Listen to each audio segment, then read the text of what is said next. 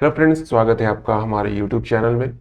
आज हम लोग बात करेंगे एक ऐसे फंड के बारे में जिसमें कि आप अगर चाहते हैं कि वन टाइम इन्वेस्ट करके एक बार कुछ पैसा इन्वेस्ट करके और कुछ सालों के लिए छोड़ दे और आपको मैच्योरिटी के टाइम जब भी आप पैसे निकालें तो आपको एक बहुत बड़ा अमाउंट आपको मिल जाए और फंड भी अच्छा होना चाहिए। तो आज हम लोग उसी टॉपिक पे बात करेंगे, वन टाइम इन्वेस्टमेंट के बारे में बात करेंगे, क्योंकि इस फंड के बारे में मैंने पहले ही आपको एसआईपी यानी कि मंथली इन्वेस्टमेंट प्लान बता रखा है। लेकिन आज जो हम लोग करेंगे कैलकुलेशन वो करेंगे वन टाइम इन्वेस्टमेंट पे, कि एक बार आपने पैसे जमा कर दिए, उसके बाद आप कुछ सालों के लिए इस पैसे को छोड़ देंगे। कुछ साल के बाद आप उस पैसे को जब निकालेंगे तो आपको कई गुना ज्यादा पैसा मिलने की संभावनाएं है। तो चलिए, ये जो फंड है ये है आईसीआईसीआई का। कौन सा प्लान है ये आपको बताते हैं। उससे पहले अगर आपने अभी तक हमारे चैनल को सब्सक्राइब नहीं किया, सब्सक्राइब तो कर लीजिए, साथ साथ बेल आइकन दबा दीजिए, जिससे कि आगे जो भी वीडियो अपलोड हो उसकी जानकारी आपको मिल जाए। अब देखिए, जो फंड है ये 2023 का बेस्ट फंड हो सकता है आपके लिए, अगर आप इसमें सही तरीके से इन्वेस्ट करें तो। इस फंड का नाम है ICICI prudential commodities fund direct growth. इसका एसआईपी यानी कि मंथली इन्वेस्टमेंट से रिलेटेड वीडियो पहले से ही अपलोडेड है, 4 दिन पहले ही अपलोड हुआ है, तो आप जाके देख सकते हैं। आज जो हम लोग बात करेंगे ये करेंगे वन टाइम इन्वेस्टमेंट, कि एक बार आपने इसमें पैसे डाल दिए, बस हो गया आपका काम। उस चीज पे कैलकुलेशन करेंगे। चलिए, सबसे पहले बात करते हैं इसके रिटर्न की। तो जैसा कि आप यहां देख रहे हैं, ऑल टाइम रिटर्न यानी कि जब से ये फंड स्टार्ट हुआ है तब से लेकर अभी तक हर साल लगभग 35% 34% के आसपास रिटर्न देता आ रहा है।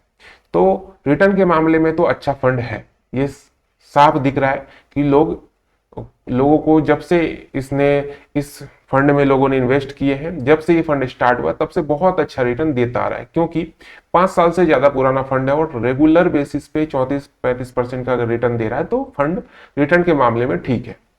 अब लास्ट के 5 सालों की बात करें तो 53.53 मतलब कि 54% के आसपास रिटर्न दिया है लास्ट के 5 सालों में। लास्ट के 3 सालों में 16.65 और लास्ट के 1 सालों में 26.05% का रिटर्न दिया। अभी लास्ट के 6 मंथ में 2.76% का भी रिटर्न दे चुका है। तो रिटर्न के मामले में किसी प्रकार की कोई प्रॉब्लम नहीं है इस फंड में। अब इसके एसआईपी की बात करें तो मिनिमम एसआईपी आप 100 रुपए से कर सकते हैं। अगर आप 100 रुपए हर मंथ बचा के इसमें इन्वेस्ट करना चाहे तो मिनिमम 100 रुपए से मंथली इन्वेस्टमेंट शुरू कर सकते हैं।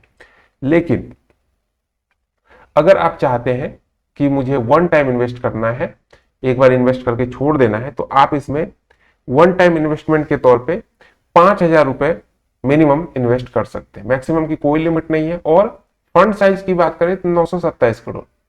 अब यहां पे एक पॉइंट देखने वाली है कि बाकी फंड जो 5 साल 6 साल पुराने फंड होते हैं उसका जो फंड साइज होता है वो 10,000 करोड़, 5,000 करोड़, 2,500 करोड़ ऐसे होते हैं। लेकिन ये 5 साल से पुराना फंड है, इतना अच्छा रिटर्न दे रहा है, फिर भी इसमें 927 करोड़ ही क्यों इन्वेस्ट हुए हैं। इसका एक रीजन है जो कि मैं आगे आपको बताऊंगा, तो वीडियो को लास्ट तक देखिएगा। अब इसके होल्डिंग्स की बात करें। होल्डिंग्स जैसा कि आप देख रहे हैं, Tata steel limited, JSW steel limited, UltraTech cement, Jindal stainless, Grasim industry limited, ये इनके टॉप होल्डिंग्स पे आते हैं कि मैक्सिमम जो पैसा इस फंड का होता है वो इन्हीं कंपनियों में इन्वेस्ट होता है। अब ये होल्डिंग्स देखने के बाद आपको एक चीज यहाँ पे आइडिया लगा होगा कि ये जो होल्डिंग्स है ये मोस्टली जो कंपनी है वो कंस्ट्रक्शन से रिलेटेड है। कंस्ट्रक्शन डायरेक्टली नहीं करती, लेकिन कंस्ट्रक्शन में यूज होने वाले जो प्रोडक्ट है उनसे रिलेट करती है। टाटा स्टील यानी छड़, जेएसडब्ल्यू ये भी छड़ जो सरिया होती है उन सब बनाने का काम करती है, अल्ट्राटेक सीमेंट, सीमेंट वाली कंपनी, स्टेनलेस जो पाइप ये सब बनती है जो कंस्ट्रक्शन में वर्क में होती है, ग्रेसिम इंडस्ट्री भी उसी टाइप की कंपनी है। तो ये पांचों चीज मतलब कि टॉप के जो भी है वो सारे आपको यहाँ पे दिख रहा होगा। कंस्ट्रक्शन से रिलेटेड जो कंपनी है, कंस्ट्रक्शन में जो चीजें वर्क में आती है उनसे रिलेटेड जो फैक्ट्री है, कंपनी है, उनमें इन्वेस्ट करती है। तो चलिए अब कैलकुलेशन देख लेते हैं।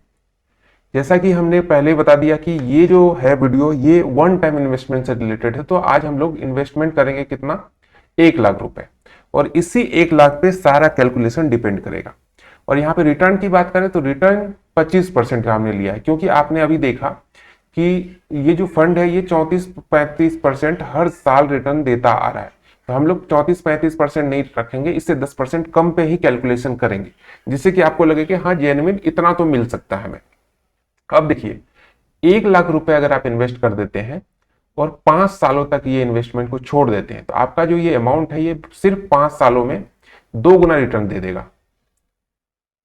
अब देखिए एस्टिमेट रिटर्न हो जाएगा 2,05,000, टोटल वैल्यू 3 लाख, यानी कि आपका अमाउंट जो आपने इन्वेस्ट किया उसको छोड़ देने के बाद भी आपके 2 गुना रिटर्न आपको मिल सकते हैं, अगर ये 25% तक रिटर्न देता रहा तो। 5 सालों की बात कर रहा हूं। अब चलिए 10 सालों के लिए इसी अमाउंट को छोड़ते हैं, जो 1 लाख रुपए आपने पहले इन्वेस्ट कर दिए थे उसको छोड़ दिया आपने, और कितने सालों के लिए? 10 सालों के लिए। तो ये जो अमाउंट है 1 लाख का, ये 8,31,000 का रिटर्न दे सकता है आपको, 25% अगर मिलता रहा तो। और टोटल वैल्यू हो जाएगी 9,31,000 की। एक चीज मैं आपको और बता दूं, ये जो भी कैलकुलेशन है ये आप कहीं भी किसी भी कैलकुलेटर पे जाके चेक कर सकते हैं, जो SIP या लमसम कैलकुलेटर होते हैं नेट पे अवेलेबल है, वहां जाके आप चेक कर सकते हैं। और हमारा जो भी वीडियो है या हमारा चैनल कभी भी आपको किसी भी फंड में इन्वेस्ट करने के लिए फोर्स नहीं करता, ये आपकी खुद की सोच होनी चाहिए। आप जब भी इन्वेस्ट करें तो खुद से सारी चीजों को समझ लें या अपने फाइनेंशियल एडवाइजर से सलाह ले लें, उसके बाद ही इन्वेस्ट करें। किसी भी वीडियो या किसी के व्यक्ति के कहने से इन्वेस्ट बिल्कुल ना करें। अब चलिए आगे बढ़ते हैं। अगर इसी अमाउंट को 1 लाख को आपने 20 साल के लिए छोड़ दिया तो आपको रिटर्न 85 लाख रुपए तक मिल सकता है, ठीक है। और यही चीज अगर 25 सालों के लिए छोड़ते हैं तो आपका जो 1 लाख रुपए है ये 2,63,00,000 रुपए का एस्टिमेट रिटर्न दे देगा, यानी 2,64,00,000 रुपए का आपको रिटर्न मिल सकता है अगर 25% तक रिटर्न मिलता रहा तो। अब इससे थोड़ा सा आगे बढ़ते हैं हम लोग। अगर आपने ठान लिया कि अभी हमारी एज है 30 साल या 25 साल और चाहते हैं कि आप 55-60 की एज में एक ऐसा अमाउंट मिल जाए कि जो बाकी की जो आपकी जिंदगी है वो पूरी तरीके से बिना किसी रोक टोक के, बिना किसी टेंशन के गुजरे, तो आप 30 साल के लिए अगर इसमें इन्वेस्ट करते हैं तो 1 लाख रुपए जो आपका है ये 25% रिटर्न अगर हर साल मिलता रहा तो आपका 1 लाख रुपए 8,06,00,000 का रिटर्न दे सकता है। टोटल वैल्यू आपके फंड की हो जाएगी 8,07,00,000 रुपए। अब इतना रिटर्न आपको मिल सकता है, ठीक है। ये हो गई रिटर्न की बात, लेकिन कुछ चीजें और भी है जो आपको जाननी जरूरी है। जैसे कि इस फंड का पॉजिटिव पॉइंट, जो इसका एक्सपेंस रेशियो है वो 1% से थोड़ा सा ही ज्यादा है, 1.03%। तो इसको हम लोग एक पॉजिटिव पॉइंट लेके चल सकते हैं। वैसे 1% से कम वाले ज्यादा बेटर होते हैं, बट इसका भी कोई हम लोग ज्यादा नहीं बोल सकते क्योंकि 1.03% ही इसका एक्सपेंस रेशियो है। ये हो गई एक्सपेंस रेशियो की बात। दूसरी बात करें तो 3 साल का जो इसका एनुअल रिटर्न है वो इसके कैटेगरी रिटर्न, जिस भी कैटेगरी में ये फंड एस्टेब्लिश है उस कैटेगरी रिटर्न से 25.79% ज्यादा रिटर्न इस फंड ने दिया है। अब चलिए कुछ नेगेटिव पॉइंट की बात कर लेते हैं। इसका जो 1 ईयर का जो रिटर्न है वो इसके कैटेगरी से 2.6% कम है। तो ये मतलब कि लास्ट के 1 ईयर में इसने कोई खास रिटर्न नहीं दिया है, अपने कैटेगरी से 2.6% का कम रिटर्न दिया है। क्योंकि ये तो स्वाभाविक सी बात है, किसी भी फंड हो, चाहे SIP हो, म्यूचुअल फंड हो या स्टॉक मार्केट हो, हर जगह उतार चढ़ाव लगे रहते हैं। तो ये चीज आपको देख के चलना पड़ेगा। कोई भी फिक्स, जो मैंने अभी 25% का आपको कैलकुलेशन दिखाया, ऐसा बिल्कुल नहीं है कि वो 25% जिंदगी भर आपका चलता रहेगा। हो सकता है वो 25 से 30 भी हो जाए या 25 से 20 भी हो जाए। तो इस चीज को आपको दिमाग में रख के कभी भी इन्वेस्ट करना चाहिए।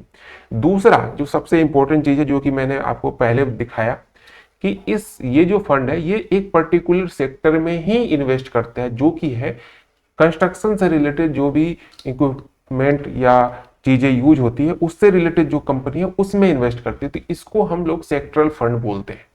और ये सेक्टरल फंड जो होता है ये निगेटिव पॉइंट हो जाता है किसी भी फंड के लिए। कैसे निगेटिव हो जाता है कि मार्केट में उतार चढ़ाव आते रहते हैं, हर फील्ड में कुछ ना कुछ उतार चढ़ाव आते हैं। अगर आपका फंड सेक्टरल फंड नहीं होता है तो वो फंड क्या करता है, हर इंडस्ट्री में कुछ कुछ कंपनियों में इन्वेस्ट करता है। तो उस टाइम अगर किसी पर्टिकुलर इंडस्ट्री में उतार चढ़ाव आते हैं तो वहां पे आपके फंड में किसी प्रकार का इफेक्ट नहीं पड़ता, क्योंकि बाकी जो इंडस्ट्री है वो नॉर्मल चल रही है तो उससे आपका कवर हो जाता है। लेकिन किसी एक पर्टिकुलर इंडस्ट्री में ही इन्वेस्ट करने से वो क्या होता है कि अगर उस इंडस्ट्री में किसी प्रकार का कोई रुकावट आ गई या उतार चढ़ाव आ गया तो आपका फंड एकदम से डाउन में चला जाएगा, उसको संभालने वाला कोई दूसरा फंड आपके पास नहीं होगा। तो इसलिए सेक्टरल फंड में थोड़ा सा रिस्क ज़्यादा हो जाता है। इसी कारण जो मैंने आपको पहले बताया कि इसका जो फंड साइज है वो कम है, इतना अच्छा रिटर्न देने के बाद भी। तो यही एक फैक्टर है कि लोग इसमें ज़्यादा रिस्क होने के कारण कम इन्वेस्ट करते हैं। तो ये थी इसकी पॉजिटिव नेगेटिव सारी चीज़ें मैंने आपको बता दी। बाकी रिटर्न के मामले में अच्छा फंड है, अगर आप चाहें तो इन्वेस्ट कर सकते हैं। बाकी इन्वेस्ट करने से पहले अपने फाइनेंशियल एडवाइजर से जरूर सलाह ले लें। मिलते हैं एक नए वीडियो में, तब तक के लिए आप हमारे चैनल को सब्सक्राइब जरूर कर लें, बेल आइकन दबा दें और वीडियो को लाइक शेयर कर दें। मिलते हैं अगले वीडियो में, तब तक के लिए बाय, टेक केयर।